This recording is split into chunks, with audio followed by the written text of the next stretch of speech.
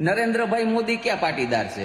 તમે પાટીદાર સમાજમાંથી આવો છો. હકીકતમાં એવોર્ડ દેવો હોય ને તો કૃષ્ણકુમાર સિંહજી ગોહિલને એવોર્ડ અપાય કે જ્યારે અખંડ ભારતની વાત કરવામાં આવે ને ત્યારે કૃષ્ણકુમાર સિંહજી ગોહિલનું પેલા નામ આવે, પછી સરદાર વલ્લભભાઈ પટેલનું નામ આવે. હવે તો કે Narendrabhai Modi international cricket stadium. કેમ ભાઈ? કે પછી આને એવા બધાથી હું હારા કામ કર્યા હતા કે આને આ બિરુદ આપવામાં આવ્યું કે આને આ જીવતો માણસ હતો અને એને એના નામ ઉપર સ્ટેડિયમ કરી નાખ્યું. અને આ માણસ પાછો આપણને એવું શીખવાડે કે પેટ્રોલ ડીઝલનો ઉપયોગ ઓછો કરવાનો, જરૂરિયાત પ્રમાણે કરવાનો. સાચી વાત છે ને, બહુ સારી વાત છે ભાઈ, ઓછો જ કરવાનો હોય. પણ હમણાં દાદા સોમનાથના દર્શન કરવા આવ્યા ત્યારે 2000 એસટી બસ આવેલી, તો 2000 એસટી બસમાં હું પાણી નાખીને આવી હતી.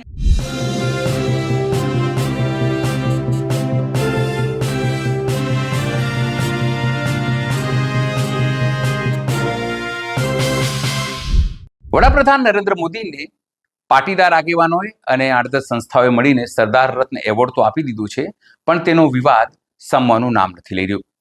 પાટીદાર આગેવાનો હજુ પણ જે લોકો વિરોધ કરી રહ્યા છે તે લોકો સોશિયલ મીડિયા ઉપર મુખર થઈને વાતને વખોડી રહ્યા છે.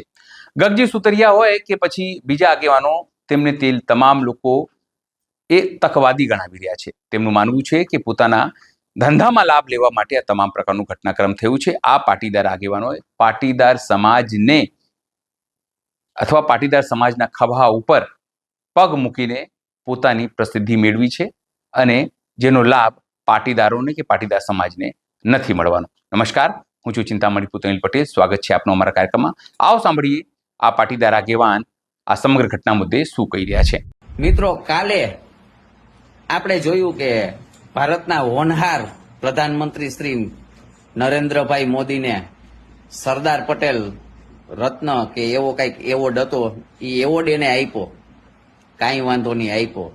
તો આમાં હવે આપણા જે પાટીદારના તારલાઓ કે જે હમણાં તાજેતરમાં વિસાવદરથી ચૂંટાઈને આવ્યા ગોપાલભાઈ ઇટાલિયા, એની બાદબાકી કરવામાં આવી.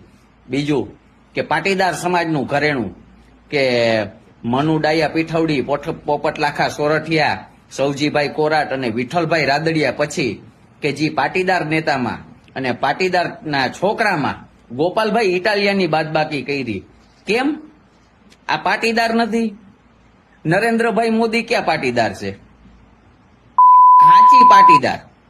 કે આ માત્ર ને માત્ર 2027ની વિધાનસભાની ચૂંટણીઓની ટિકિટો નક્કી કરવા માટે આ સરદાર પટેલ રત્ન એવોર્ડ આપવામાં આવ્યો. કેમ? 14 છોકરા પાટીદારના અનામત આંદોલન વખતે શહીદ થયા, એનો ન્યાય કોણ અપાવશે? આ 4 કાવડિયાના બની બેઠેલા આગેવાનો માત્ર ને માત્ર પૈસાના જોરે. કોક દીક આનો જવાબ તો તમે માગો કે આ 14 છોકરાના પરિવારની હાલત શું થઈ ગઈ કે ખીચામાં 4 કાવડિયા આવી ગયા એટલે આપણે આગેવાન, કોઈ વાહે પૂછવા વાળું નથી. આપણે આપણા હગાવાલાઓની ટિકિટોનું નક્કી કરો ને, વાહે સમાજ તો ગમે એ થાય. તમે પાટીદાર સમાજમાંથી આવો છો. હકીકતમાં એવોર્ડ દેવો હોય ને તો કૃષ્ણકુમાર સિંહજી ગોહિલને એવોર્ડ અપાય કે જ્યારે અખંડ ભારતની વાત કરવામાં આવે ને ત્યારે કૃષ્ણકુમાર સિંહજી ગોહિલનું પેલા નામ આવે, પછી સરદાર વલ્લભભાઈ પટેલનું નામ આવે. કે અખંડ ભારત કે 562 રજવાડાને એક કરવાના હતા ને ત્યારે કૃષ્ણકુમાર સિંહજી ગોહિલે કોઈને પૂછ્યું નહોતું, સીધું હસતા મોઢે હે ને સરદાર બાપાના હાથમાં રજવાડું આપી દીધું હતું, કાલ્યો પેલું મારું. તો આજે તમે આ પરિવારને બાકી રાખી અને આવા 4 કાવડિયાના લોકોને કે જે પોતાના અંગત સ્વાર્થ માટે પેલામાં વેલા અમદાવાદનું સરદાર પટેલ ઇન્ટરનેશનલ એરપોર્ટ એનું નામ બદલાવી અને અદાણી એરપોર્ટ કર્યું. નાનું મોટું આંદોલન કર્યું અમારા જેવા જાગૃત છોકરાઓએ, એટલે અદાણી એરપોર્ટનું નામ હટાવી નાખ્યું. પછી international Sardar Vallabhbhai Patel Motera cricket stadium હતું, એનું નામ કાઢી નાખ્યું. હવે તો કે Narendrabhai Modi international cricket stadium. કેમ ભાઈ? કે પછી આને એવા બધાથી હું હારા કામ કર્યા હતા કે આને આ બિરુદ આપવામાં આવ્યું કે આને આ જીવતો માણસ હતો અને એને એના નામ ઉપર સ્ટેડિયમ કરી નાખ્યું. આ માણસ આવ્યો પછી રૂપિયો 94-95 રૂપિયા એ પૂગ્યો છે. પેટ્રોલ ડીઝલ 74 રૂપિયાથી અત્યારે 95 રૂપિયા એ પૂગ્યું છું ને આવતી 20 તારીખ સુધીમાં છે ને મિત્રો, 110ની પાર ન થાય ને તો સારું. અને આ માણસ પાછો આપણને એવું શીખવાડે કે પેટ્રોલ ડીઝલનો ઉપયોગ ઓછો કરવાનો, જરૂરિયાત પ્રમાણે કરવાનો. સાચી વાત છે ને, બહુ સારી વાત છે ભાઈ, ઓછો જ કરવાનો હોય. પણ હમણાં દાદા સોમનાથના દર્શન કરવા આવ્યા ત્યારે 2000 એસટી બસ આવેલી તો 2000 એસટી બસમાં હું પાણી નાખીને આવી હતી.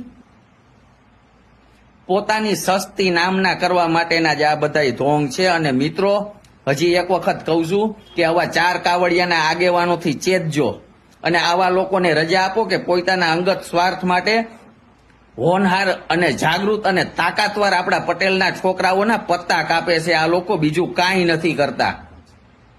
મિત્રો, વાત ટૂંકી કરું અને હું મારી વાતને વિરામ આપું. જય સરદાર, જય પાટીદાર, જય માં ઉમા ખોડલ. આ ઘટના જોઈને આપને શું લાગે છે? જે રીતે પાટીદારોમાં આ ઘટના લઈને નારાજગી છે એ લાંબા સમય સુધી રહેવાની છે, તેને લઈને આપ શું માનો છો? જરૂરથી મારા કોમેન્ટ બોક્સમાં કોમેન્ટ કરજો. સિવાય અમારી યુટ્યુબ ચેનલ લાઈક કરો, સબસ્ક્રાઇબ કરો, બેલ આઇકન દબાવો. સાથે અમારી વેબસાઇટ છે www.gujaratpress.in, ત્યાં પણ જઈને તમે બધું અપડેટ થઈ શકો છો. અત્યાર માટે બસ આટલું જ. નમસ્કાર.